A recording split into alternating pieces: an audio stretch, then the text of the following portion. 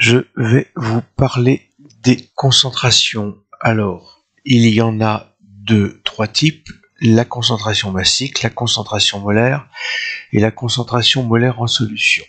La seule chose que je voudrais, c'est vous dire que ce chapitre ne peut pas se faire en début d'année parce que vous devez déjà maîtriser un certain nombre de choses, notamment savoir calculer une masse molaire,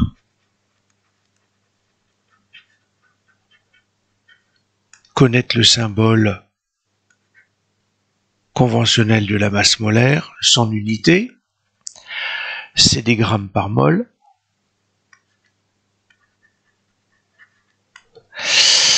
la formule chimique des ions, bien entendu, parce que sinon vous allez être vite perdu.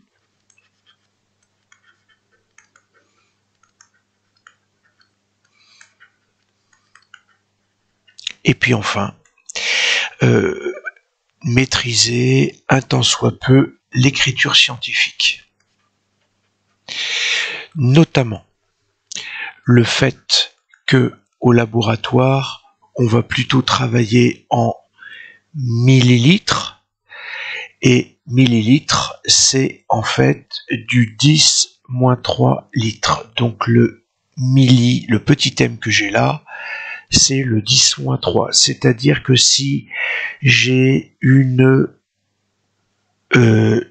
pipette jaugée de trait de 20 millilitres, c'est en fait 20 fois 10 puissance moins 3 litres.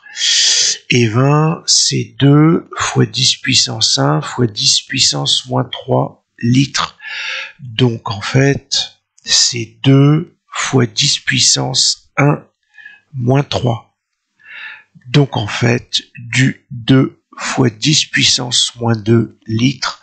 Donc en fait, du 0,02 litres.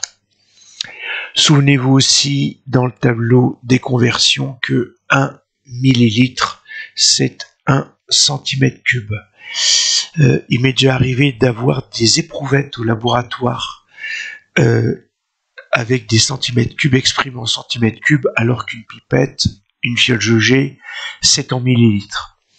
Donc une fiole jaugée de 200 millilitres, un volume de fiole de 200 millilitres, c'est 2 fois 10 puissance 2 fois 10 puissance moins 3 litres.